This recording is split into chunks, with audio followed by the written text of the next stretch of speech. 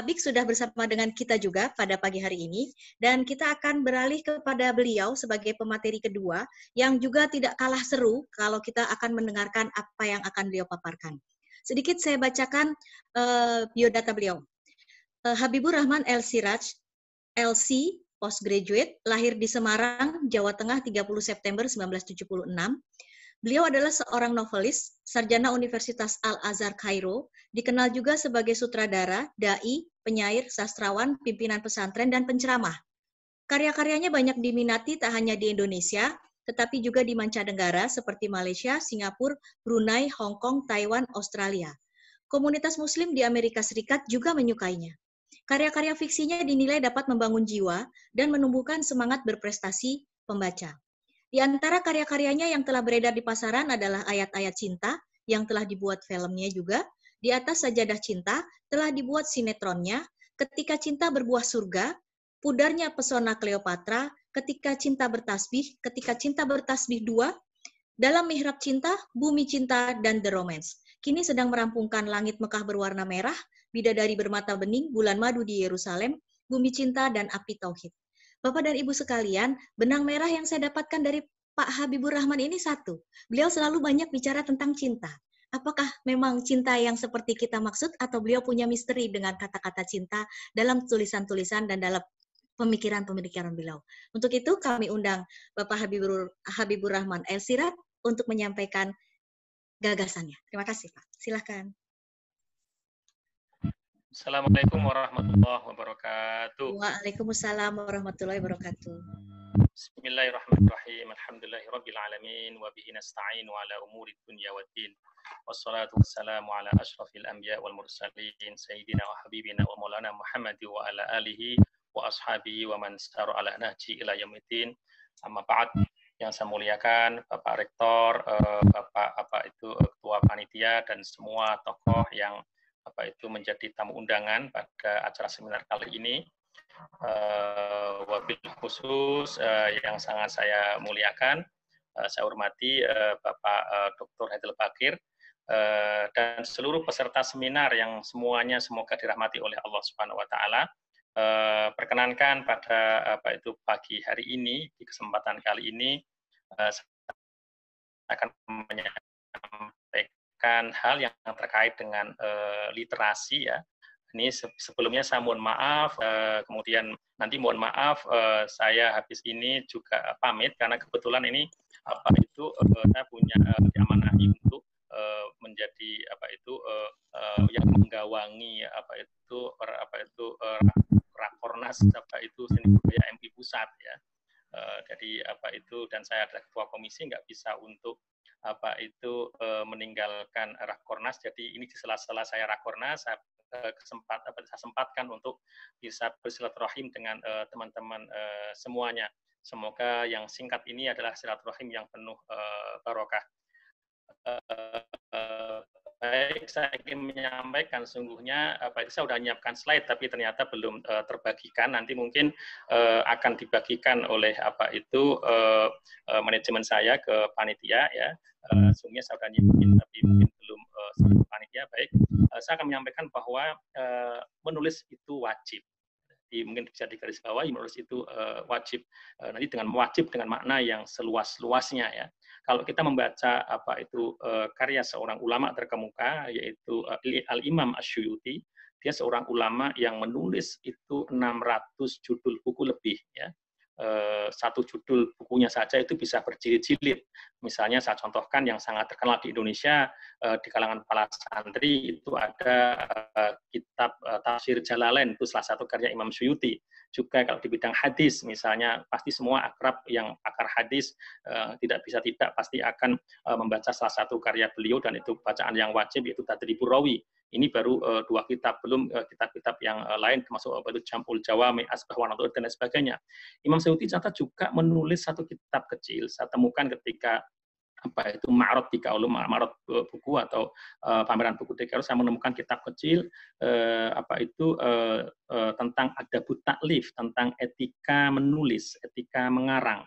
Jadi di antara yang disampaikan oleh Imam Suyuti adalah bahwa menulis itu bisa wajib. Jangan bahkan bisa menjadi semacam wajib ain bagi seorang yang dia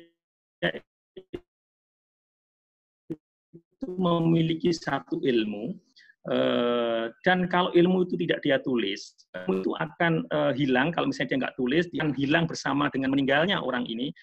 Maka sesungguhnya menulis itu menjadi wajib bagi orang ini. Dan kita kalau bicara tentang peradaban menulis, ya kita akan diingatkan bahwa wahyu yang diturunkan oleh Allah kepada baginda Rasulullah yang pertama kali adalah terkait sama membaca dan menulis. Penekanannya adalah membaca dan menulis. Iqra bismi rabbikal ladzi khalaq, khalaqal insana min 'alaq, iqra wa rabbukal akram alladzi 'allama bil qalam, 'allamal insana ma lam ya'lam, alladzi 'allama bil qalam, yaitu Allah yang mengajar dengan perantaraan qalam. Secara bahasa, qalam artinya pena. Mengajar siapa? 'Allamal insan, Allah mengajar manusia, ma lam ya'lam, apa yang tidak diketahui oleh umat manusia. Jadi Allah dengan perantaraan qalam mengajar manusia apa yang tidak diketahui oleh umat manusia. Tapi qalam di sini tidak bermakna letterlek adalah pena yang kita gunakan untuk menulis. Maksudnya al-qalam di sini kata para mufassir adalah ay al-qira, menulis. Jadi satu paket antara membaca dan menulis. Kita masuk menulisnya. Jadi menulis itu wajib, itu salah satu dasarnya. Kita harus juga membaca ayat yang lain, misalnya terkait sama qalam juga Allah berfirman nun wal qalami wa ma yasturun. Ini para teman-teman yang belajar tafsir pasti juga sangat memahami ini. Qalam di sini yang dimaksud adalah qalam yang apa itu ya Allah ini. Dan ini nanti ini pembahasan teologis, kita nggak masuk ke sini ya. Ini yang pakar seperti ini Dr. Haidar Bakir misalnya kan tentang masalah teologis. Tapi ini ada dalam Al-Qur'an. Artinya ingin saya sampaikan bahwa banyak peristiwa-peristiwa besar di atas muka bumi ini itu diawali dari goresan pena. Banyak peristiwa besar yang diawali dari goresan pena. Contoh kecil, bukan contoh kecil, maaf. Ini contoh besar ya. Misalnya kalau kita membaca An-Naml ya, kita akan menemukan satu surat yang ditulis Nabi Sulaiman. Bunyinya innahu min Sulaimana wa innahu bismillahirrahmanirrahim. Alla ta'lu alayya wa'tuni muslimin. Innahu min Sulaiman, itu dari Sulaiman, wa innahu bismillahirrahmanirrahim. Isinya bismillahirrahmanirrahim. Alla ta'lu alayya wa'tuni muslimin. Pendek, ya kan? Kamu jangan sombong kepadaku, kata Sulaiman dalam surat ini, dan datanglah kepadaku dalam kondisi berserah diri kepada Allah Subhanahu wa taala, menjadi muslim. Surat ini ditulis Nabi Sulaiman, kemudian diminta untuk disampaikan kepada Ratu Balqis yang dikabarkan oleh burung hudhud.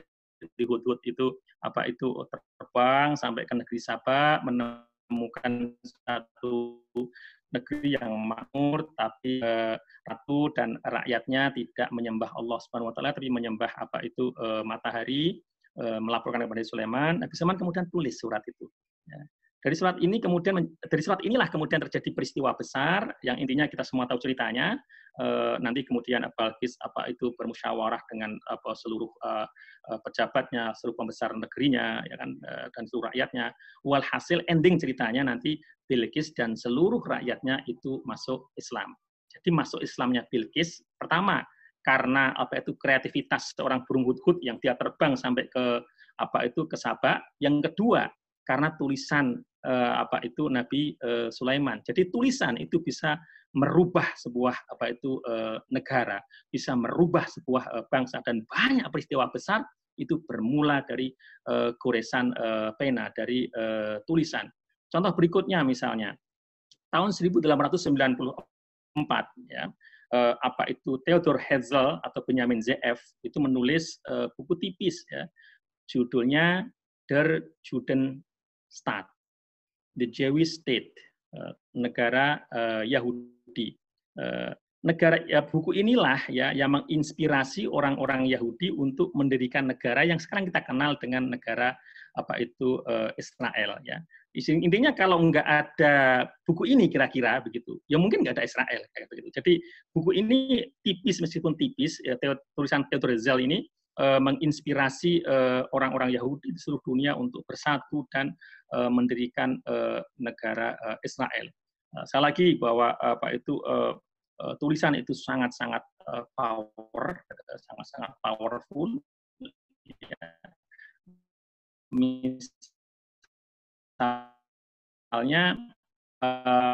kita mau siapa ampuh tentang strategi yang paling ampuh tentang strategi adalah satu buku yang ditulis oleh seorang pakar perang dari Cina, yaitu Sun Tzu. Itu sudah ditulis sejak 2.500 tahun yang lalu, sampai sekarang buku ini masih dibaca tidak hanya oleh para jenderal, termasuk juga para pemimpin-pemimpin sebuah perusahaan, karena perusahaan itu juga ada semacam tanda petik perang dagang, atau perang strategi memasarkan dan lain sebagainya. Jadi ini buku yang berpengaruh sampai sekarang. Berikutnya, kalau teman-teman ingat bagaimana negara kita ini merdeka, ya, itu diantaranya karena ada goresan penanya Pak Karno yang merumuskan dengan para founding father yang lain saat itu. Malam itu Pak Karno merumuskan karena dipaksa oleh para pemuda untuk mengikrarkan kemerdekaan kita, memproklamirkan kemerdekaan kita. Kemudian Pak Karno menulis. Meskipun saat itu beliau kondisinya kalau di dalam kisah ya, beliau sedang tidak enak badan, tapi dia kemudian menulis ya kan, yang kita kenal sampai sekarang, dan tulisan coretan-coretannya itu masih bisa kita baca. Anda bisa lihat di internet untuk cari mudah. Tulisan tangannya Pak Karno ya, proklamasi kami bangsa Indonesia dengan ini menjalankan kemerdekaan Indonesia dan seterusnya. Kalau nggak ada tulisan itu dan dibacakan, ya mungkin akan lain perubahan yang terjadi atau sejarah yang terjadi di bangsa ini. Tapi dengan adanya tulisan goresan itu yang kemudian pagi harinya dibacakan, kita mengenal bahwa saat itu kita memproklamirkan kemerdekaan kita bangsa Indonesia. Terus kemudian saya ingin menyampaikan bahwa banyak pemimpin besar di atas muka bumi ini yang mereka adalah para penulis ulung. Yang pertama saya ingin menyampaikan misalnya Pak Soekarno itu juga seorang penulis ulung ya. Pak Soekarno itu ketika pada umur 25 tahun dia sudah aktif menulis di koran menunggangi nasionalisme Indonesia. Pak Soekarno juga menulis, kadang-kadang saya sampai kagum sendiri ya, dalam seusia semuda itu dia sudah punya gagasan tentang kebangsaan, bahkan menyatukan keislaman dengan kebangsaan sudah sangat-sangat matang itu Pak Karno itu ya. Misalnya di seluruh Indonesia pada tahun 1926 Pak Karno menulis di mana-mana orang Islam bertempat, disitulah ia harus mencintai dan bekerja untuk keperluan negeri itu dan rakyatnya. Inilah nasionalisme Islam. Sempit budi dan sempit pikiranlah nasionalis yang memusuhi Islamisme serupa ini. Ini kan indah sekali kan. Jadi orang bersemangat mengamalkan Islam itu tidak bertentangan dengan nasionalisme. Kemudian orang yang mencintai bangsanya tidak berarti bertentangan dengan Islam. Ini yang difahami oleh founding father kita, termasuk para ulama-ulama kita, Hadratus Syekh Hasyim Asy'ari, kemudian Kiai Ahmad Dahlan dan semuanya ya. Kemudian Pak Dirman, Jenderal Sudirman itu juga dia seorang guru ngaji yang luar biasa dalam memegang prinsip-prinsip Islam, tapi dia sangat mencintai negaranya di waktu yang sama. Selain Pak Karno, kita juga mengenal Bung Hatta itu juga penulis ulung ya. Ketika masih student di Belanda itu Bung Hatta sudah berpolemik dengan para guru besar ekonomi yang ada di Belanda dan dari Belanda rakyat Indonesia atau pribumi, disebut pribumi saat itu ditentang oleh Pak Bung Hatta. Anda boleh baca ya, misalnya jejak-jejaknya ada di buku misalnya Bung Hatta Menjawab, kemudian ada buku yang 3 jilid untuk negeriku misalnya, itu tentang buku tentang memoir Bung Hatta ya. Termasuk juga yang penulis ulung itu juga Pak Nasir itu juga penulis ulung, kemudian Kiai Haji Agus Salim juga penulis ulung, kemudian Kiai Haji Asy'am Asy'ari itu juga penulis ulung, bahkan kita naik ke atas lagi Kiai Soleh Darat dari Semarang itu juga penulis ulung, naik lagi kemudian kita bisa menemukan Abdus Somad Al-Palembangi, kemudian nanti naik lagi Abdul Rauf Asingkili, kemudian Hamzah Al-Fansuri, mereka adalah ulama-ulama, tokoh-tokoh yang kita banggakan, yang bisa kita teladani dalam hal keseriusan mereka berliterasi, keseriusan mereka menulis, menciptakan karya. Tidak hanya Pak Karno yang di dunia modern ini, kontemporer ini, pemimpin besar yang berhasil, kok saya lihat tuh mereka menulis. Saya termasuk orang yang mengagumi Lee Kuan Yew ya, meskipun mungkin berbeda beberapa hal, tapi saya mengagumi Lee Kuan Yew tidaknya sebagai dia seorang great leader menurut saya ya, di Asia Tenggara dia termasuk great leader, tapi dia juga seorang pemikir dan strateg yang bagus ya, dan dia mengabadikan pikir-pikirannya misalnya di beberapa bukunya ya. Let Wit and Wisdom of Lee Kuan Yew, kemudian ada juga Hatras, To Keep Singapore Going, dan seterusnya Anda bisa lihat ya. Kemudian juga berikutnya pemimpin besar yang menulis, misalnya ada Barack Obama juga menulis, bahkan Margaret Thatcher itu juga menulis buku memoir. Kemudian contoh-contoh buku yang misalnya itu berpengaruh ya, meskipun kita bisa jadi nggak sepakat dengan isinya, tapi buku ini berpengaruh dan bahkan memengaruhi sejarah anak manusia ya. Misalnya buku Mein Kampf-nya Adolf Hitler itu kan mempengaruhi kita nggak sepakat dengan tindakan Adolf Hitler, tapi dia punya karya yang berpengaruh. Poinnya adalah bahwa menulis itu bisa mempengaruhi kondisi sebuah bangsa, sebuah peradaban. Termasuk bukunya Mao Zedong itu juga ada, Red Book of Guerrilla Warfare ya, Mao Zedong. Terus kemudian Gandhi juga dia punya tulisan, dan banyak sekali pemimpin yang menulis. Kemudian kalau ulama ya pasti sampai sekarang kita tidak bisa meninggalkan Sahih Bukhari, Sahih Muslim ya, kemudian Sunan Nasai, Sunan Abi Dawud, Sunan Tirmidzi, kemudian nggak bisa meninggalkan Ihya Ulumuddin, kemudian nggak bisa meninggalkan tafsir Jalalain, dan seterusnya.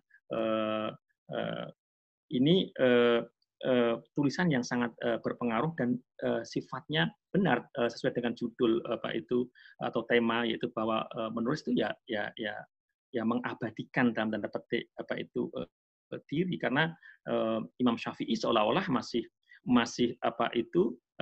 menjelaskan tentang teori bagaimana memahami sunnah-sunnah Rasulullah di dalam kitab Ar-Risalah ya kan.